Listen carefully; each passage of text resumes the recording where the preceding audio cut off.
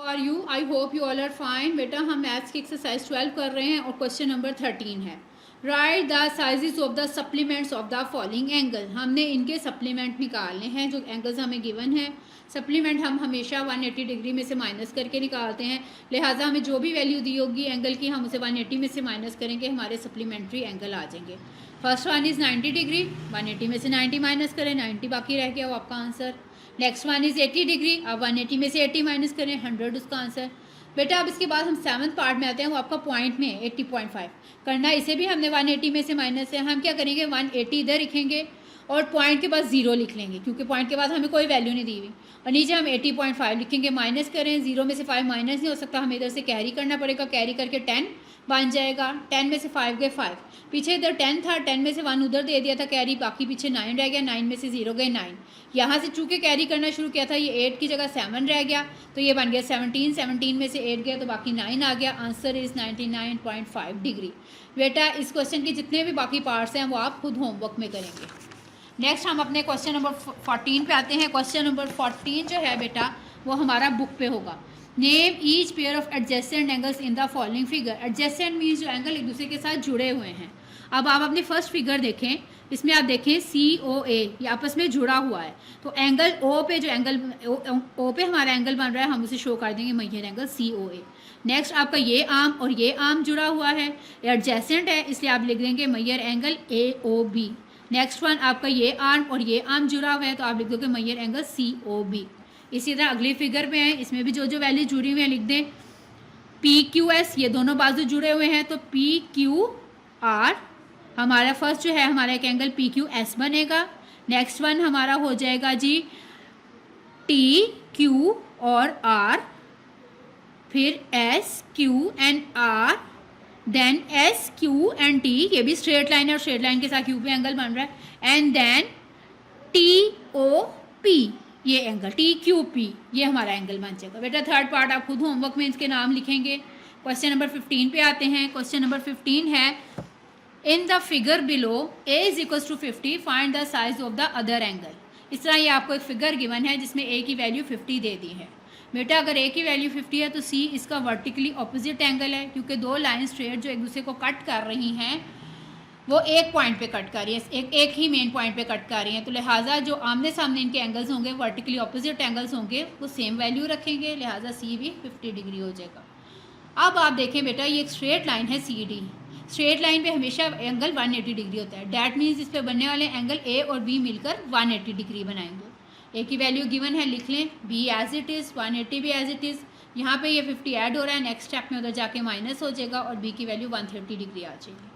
B और D अब यहाँ पे वर्टिकली ऑपोजिट एंगल है, लिहाजा D भी 130 डिग्री हो जाएगा। अब इसके बाद क्वेश्चन नंबर 16 बेटा आप अपना बुक में देखें। बुक में आपको एक फिगर गिवन है, यहाँ पे उन्होंने क्या x की वैल्यू और y की वैल्यू फाइंड आउट करें। बेटा आप अपना प्रोटेक्टर निकालें, बेस एंगल ये है, इस पर आप अपना प्रोटेक्टर रखें और इसको मैयर करें तो आपका ये 115 आ जाएगा। और उसके बाद फिर आप इस वाले लाइन पे इसको बेस एंगल बनाकर प्रोटेक्टर रखें और y को मैयर करें तो y आपका 30 आ जाएगा, यानी x is equal to 115 and y is equal to 30 is your answer. Then हम अपने क्वेश्चन नंबर 18 पे आते हैं। बेटा ये भी आपको एक फिगर गिवन है बुक में, इस तरह 2 के सामने 70 दिया हुआ है और 5 के सामने 55 दिया हुआ है, और जिस तरह बाकी आपने सारी वैल्यूज़ निकालनी है। अब बेटा आप देखें 2 के बिल्कुल सामने 70 है, वर्टिकली ऑपोजिट एंगल है, लिहाजा हमें 2 की वैल्यू तो पता चल गई। बेटा 2 बिल्कुल 70 के ऑपोजिट है, वर्टिकली ऑपोजिट एंगल है, इसलिए 2 की वैल्यू तो पता चल गई। अब आप देखें कि जो हमारी लाइन फर्स्ट है उसमें फर्स्ट लाइन स्ट्रेट लाइन पे 1 एंगल और 2 एंगल ये बिल्कुल स्ट्रेट लाइन पे आ रहे हैं, इसलिए ये 180 डिग्री बना रहे हैं क्योंकि ये स्ट्रेट लाइन के साथ बन रहे हैं। आपने लिखना है 1 + 2 is equal to 180 degree angles with straight line. 1 की जगह 1 लिख दें, 2 की वैल्यू आपको पता है 70, वो हम लिखेंगे 180 भी एज इट इज़ आ जाएगा। यहाँ 70 प्लस हो रहा है, नेक्स्ट स्टेप में उधर जाके माइनस हो जाएगा और 1 की वैल्यू हमारे पास 110 आ जाएगी। अब जो आपका फिगर है बेटा उसमें आप देखें 1 और 3 वर्टिकली ऑपोजिट एंगल है, डैट मीन्स हमारा अगर 1 जो है वो 130 डिग्री है तो 3 भी हमारा 110 है तो 3 भी हमारा 110 डिग्री होना चाहिए।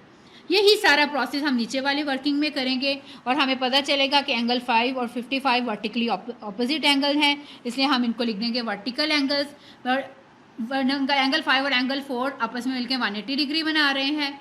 5 की वैल्यूज़ पे ऐड करेंगे, 4 एज इट इज़ आ जाएगा, 180 भी एज इट इज़ आ जाएगा, 55 यहाँ पे ऐड हो रहा है, नेक्स्ट स्टेप में माइनस हो जाएगा, हमारे पास एंगल 4 की वैल्यू भी आ जाएगी। एंगल 4 और एंगल 6 बेटा फिगर में आप ध्यान से देखें वो वर्टिकली ऑपोजिट एंगल हैं, वर्टिकल्स एंगल हैं, लिहाजा इनकी वैल्यू सेम हो जाएगी। अब बच्चे क्वेश्चन नंबर 7 और 17 और क्वेश्चन नंबर 19 ये भी सेम ऐसे ही है जैसे मैंने आपको ये दोनों क्वेश्चन समझाए हैं, लिहाजा आप इनको होमवर्क में करेंगे।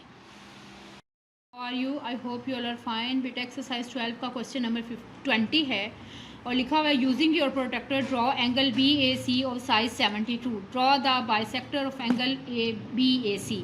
यानी आपने एक एंगल बी ए सी बनाना है, उसके लिए आप नीचे जो है एक लाइन ड्रॉ करोगे सिंपल, और इसको हम बी ए का नाम दे देंगे। अब उन्होंने कहा है एंगल बी ए सी यानी एंगल ए पे 72 डिग्री का एंगल बनना चाहिए। आप अपने प्रोटेक्टर लें और जहाँ पे आपका 70 प्लस ये 2 डिग्रीज आगे इस पर आप निशान लगाएं और ये आप 70 को 2 से इधर मिला दें, ये आपका 72 डिग्री एंगल बन गया। ठीक है बेटा, ये आपका 72 डिग्री बन गया। इसको आपने ऊपर जो है हमने इसे सी का नाम दे दिया यहाँ पे। अब आपने क्या करना है बेटा, इसका हमने निकालना है बाइसेक्टर। बाइसेक्टर हमारा निकलेगा प्रोटेक्टर वो कंपास की मदद से। आप अपना कंपास लें, उसमें आप अपनी पेंसिल लगाएं, इसके बाद ये जो आपका ए पॉइंट है इसके ऊपर आप रखें और एक छोटे से रेडियस का ए पे एक सर्कल लगा दें इन दोनों लाइंस के दरमियान। ठीक, ये आपने लगा दिया। अब जब हम इसे लगा देंगे तो हम इसमें से एक को एक साइड पे एल और एक साइड पे इसको एम का नाम दे देंगे।